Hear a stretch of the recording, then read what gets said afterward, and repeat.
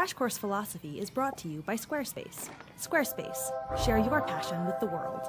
We've spent a couple of lessons talking about how philosophers reason. Now, it's time to do some actual philosophy. And one of the most important hallmarks of philosophical thought is that you should never take things at face value. You should always be willing to accept that there's more to the world than meets the eye. Because whatever truth seems obvious today might turn out to be not so true at all. It's one of the more daunting pursuits in philosophy, pondering what's really real as opposed to what you think is real and how you could ever know the difference. Fortunately, there are some guides who can help you on your journey when you're exploring the nature of reality. And you know who's really helpful here? Leonardo DiCaprio. I mean, I guess you could say that a lot of actors can transport you to another reality if they're good enough, but that's not what I mean. I'm talking about Inception, that movie where Leo plays a thief who steals ideas from people by invading their dreams. A super handy ability if you want to say steal corporate secrets from a CEO or military plans from a head of state. But after a while, it becomes hard for some members of Leo's team to tell the difference between one dream and another, or to discern dreams from reality. The whole film is populated with people who live in a dream world, convinced they're living real life. To them, the dream is all there is. It has become their reality. But from the perspective of those outside the dream, who see their sleeping bodies, the reality they're chasing is simply false. It's a real cool premise for a movie. I haven't ruined it for you. You can still watch it. And the fact is, the same concept has been around for thousands of years. The basic question that Inception asks has vexed philosophers all the way back to the very roots of Western philosophy. Is it possible that my current reality isn't real at all? And before we had Leo DiCaprio to walk us through this question, we had Plato.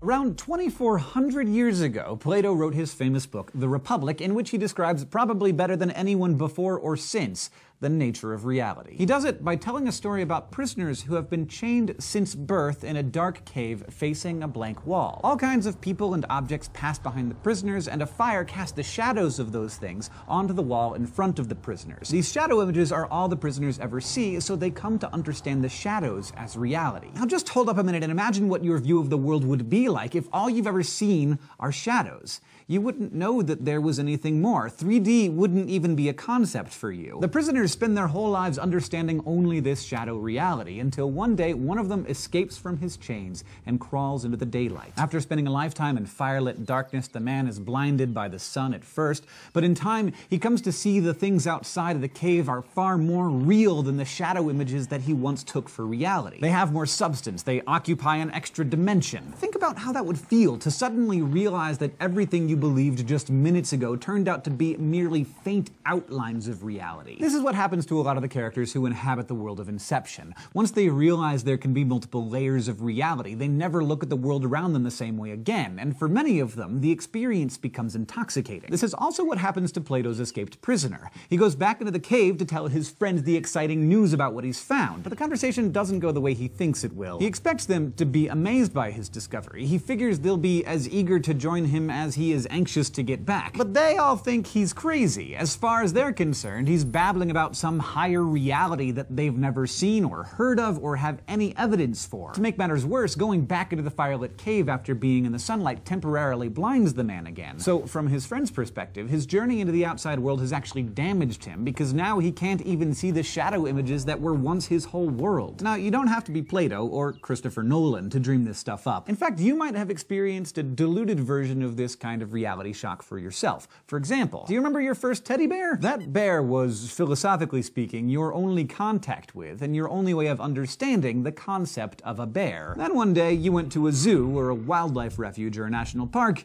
and you saw an actual bear. And suddenly you realized that your previous understanding of bear was way off. Bears don't have little button eyes and smiles made of thread. They're not soft. You couldn't hug one. The bear you spent your first years of life snuggling with was just a shadowy imitation of the reality of bareness. Now check out this somewhat more mature example. Maybe you were the first member of your tweeny group of friends to discover the wonders of romantic attraction. You might have felt like your eyes were open to a whole new world that your pals were still blind to. And when you tried to explain to them what had happened to you and how you felt, they probably thought you were crazy, and the feeling was probably mutual. And this is what our poor protagonist goes through as he re-enters the cave. So why does Plato tell us this story? It's not just about the little aha moments when we discovered that bears and boys were not what what we once thought they were. It's more than that. Plato wants us to see that we, right now, are prisoners in a cave. Everything in our world is actually a mere shadow of a higher reality. Just as the man in the story once mistook shadows for real things, we are currently prisoners in a cave of our own. But rather than mistaking shadows for the material objects of the ordinary world,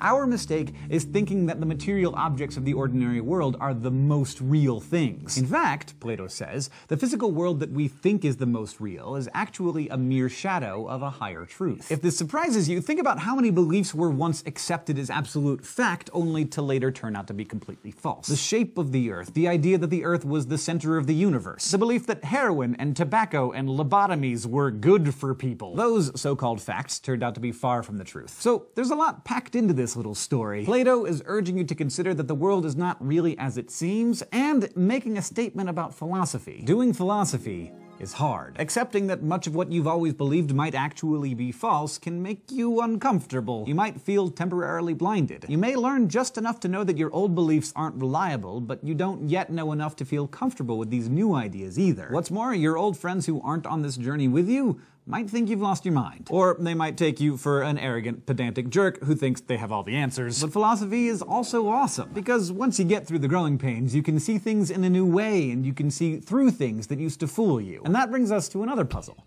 Consider this argument. No cat has two tails. Every cat has one more tail than no cat. Therefore, every cat has three tails. Now you're probably thinking, that's just clearly wrong. That's not much of a puzzle. I mean, the two premises sound right enough, but the conclusion is what? This puzzle exploits the strangeness in the language that we use to discuss certain ideas, specifically the ideas of nothingness, absence, or emptiness. In premise one, no cat refers to an absence of cats. Think about things with two tails, and none of those things you think of are cats because you probably can't even think of anything with two tails. But in premise two, the language tricks us into understanding no cat as an existent thing rather than an absence of a thing. The way it's phrased, no cat could conceivably be that elusive creature that has two tails. So this leads us to the conclusion that if the no cat has two tails and every cat has one more tail than it does, then every cat must have three tails, which is just wrong. And it takes a moment to understand the source of our confusion. The conclusion is faulty because it mistakes the absence of something for the presence of something. But it strikes us as plausible on some level because language has duped us into considering a reality where a creature called no cat with two tails is actually a thing. Figuring out puzzles like this is kind of like flipping a switch. First you're confused, and then the cause of the confusion seems obvious. It's just a matter of sorting through what's really real. And Plato thinks philosophy is like that too. Going from the darkness into the light is both disorienting and rewarding. It's kind of too bad in this case though, because a cat with three tails, I'd kind of like to see that. Though, to be honest, I mostly dislike looking at any cat. And with that, we wrap up this episode of Crash Course Philosophy. Today, we learned about Plato's famous myth of the cave, questioned the relationship between appearance and reality, and talked about the process of philosophical discovery. Next time, we're going to disappear even deeper into the hole of shadow and disbelief, all in the hopes of eventually emerging in